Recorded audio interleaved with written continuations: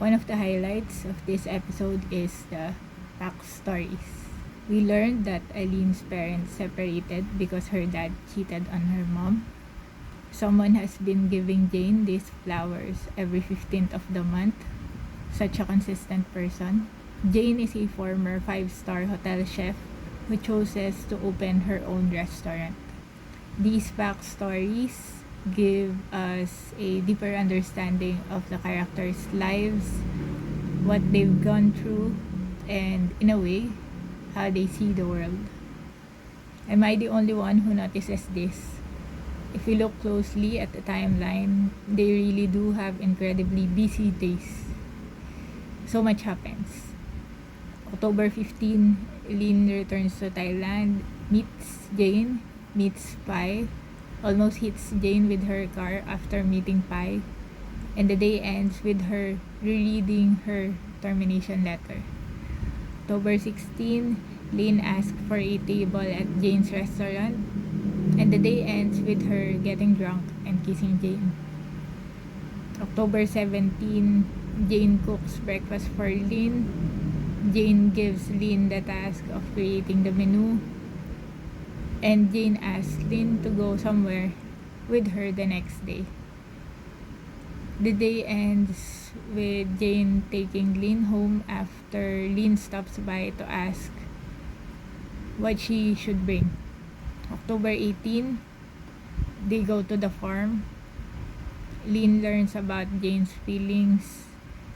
Lin tells her mother that she and Kate broke up, and the day ends with them expressing their love for each other, Jane and Lin. Aunt Om. I'm really stressed by the way Aunt Om thinks in this episode. She's in favor of Lin getting back with Kate even though Kate cheated. She doesn't believe in Alin's capacity and thinks photography won't give her a stable future. A for effort. Jane prepared all that for Lin. Let us pray to find someone like Jane. Lin, prayer reveal. If you can only see me only as a friend, then I'll just be a friend. I just want you to know I'll always be by your side. We can raise our kids, guide them about right and wrong, but in the end, it's their choice. But my role is to cheer her on and support her. Pride doesn't put food on the table. If you want to be mad, fine. But won't you at least hear me out? If you always assume on your own, how can we ever work?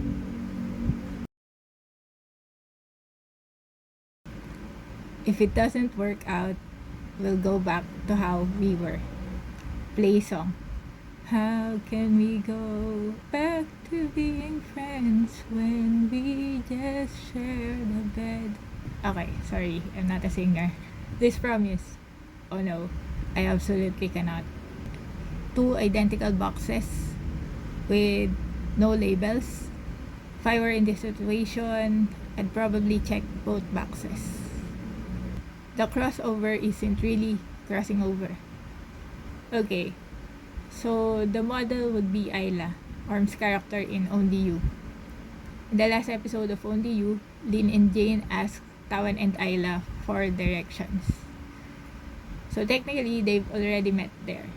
But based on the timeline I discussed earlier, that scene from Only You hasn't happened yet within the My Safe Zone timeline.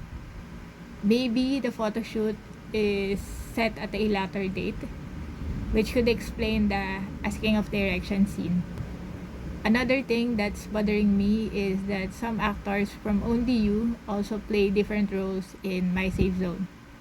Hopefully, in the future, crossovers like this will be planned and studied more carefully before being executed. What the? Alin didn't hear the door open? That last line. The line was good enough. Why add that hurtful part? Your relationship won't last with anyone.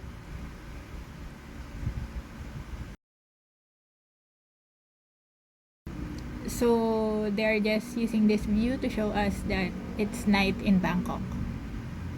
This isn't the hotel or building where the restaurant is. The place where Lin and Pai met in episode 1.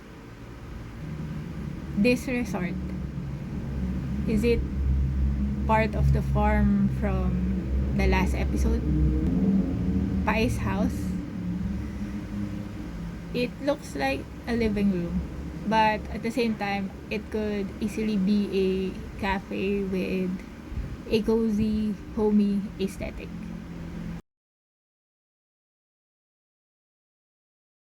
Gucci, Mercedes-Benz, this juicer. If it's not an ad, it's one of those moments where they can lowly slip in a product placement. Right time. Trying to find the right time to say something. Lin holds back from telling Jane about her plan to leave. She makes a promise but then breaks it. If someone truly cares for you, they won't hold you back from pursuing your dreams.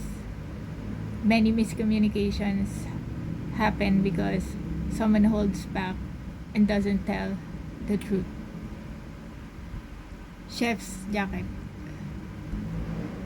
When Jane runs upon seeing Lin, she lets go of her chef's jacket. This scene is a powerful way of saying, I am ready to let go of anything for you. Whenever you need me, even if I'm busy, you can count on me. Actions speaking louder than words. Seeing your girlfriend with someone. As Jane walks to check on Lin, she sees Lin getting close to Pai. Her first reaction is, of course, shock. Jane ends up not listening to Lin's explanation because of what she sees.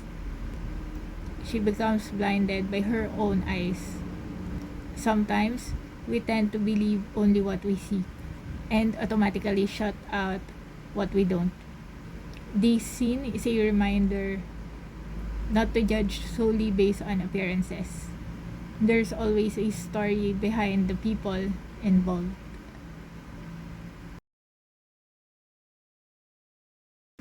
So Lin's message in Jane's uniform is revealed to be hidden in a secret spot, just like what Tawan did in Only You. To all the writers of these originals, please come up with a fresh plot. About Lin remembering, my theories were combined. Lin really did pass out, but still remembers everything. As for Lin's feelings, her confession to Jane shows that seeing her again after so many years has already stirred something different in her. It's really a mix of emotions. As I mentioned in the previous episode of this reaction series, but with a slightly different blend. My additional theories now are Antuk is really loaded. She's rich. This scene actually makes me think that she's already prepared a dowry for Jane's future partner. Tim is coming. We will be seeing a jealous Lin soon. The first scene in the next episode will be the picnic scene. I've seen it in one of the specials. This photo reminded me of that moment. I think when Lin sees this picture, she'll be reminded of that time and of another promise they made. That's it for this episode. This is ReliabLEE. Reliable plus Lee equals ReliabLEE. Thank you for watching. See you on the next one.